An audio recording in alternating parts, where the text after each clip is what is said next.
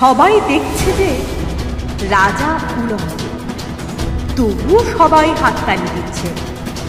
সবাই চেঁচিয়ে বলছে সাবাস সাবাস।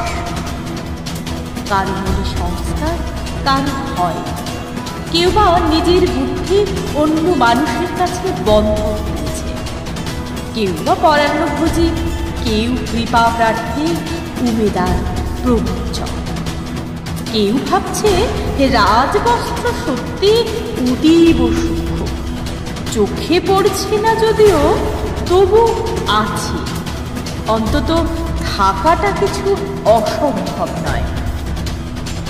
গল্পটা সবাই জানে, কিন্তু সেই গল্পের ভিতরে শুধুই প্রশস্তি বাক্য উচ্চারক, কিছু আপাদ মস্তক ভীতু ফন্দিবাজ অথবা নির্বোধ তাবৎ ছিল না।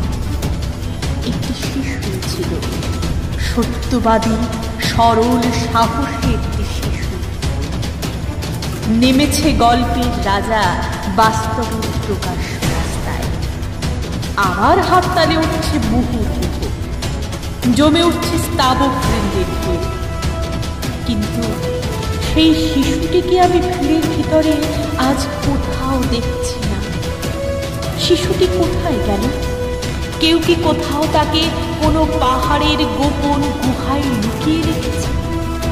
নাকি সে পাথর ঘাস মাটি নিয়ে খেলতে খেলতে ঘুমিয়ে পড়েছে কোনো দূর নির্জন নদীর ধারে কিংবা কোনো প্রান্তরের গাছের ছায়ায়?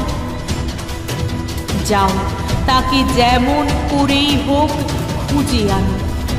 শেষে একবার এই উলঙ্গ রাজার সামনে নির্ভয়ে দাঁড়া। শেষে একবার এই হাততালির ঊর্ধ্বে গলা তুলে জিজ্ঞাসা করুক, রাজা, তোর কাপড়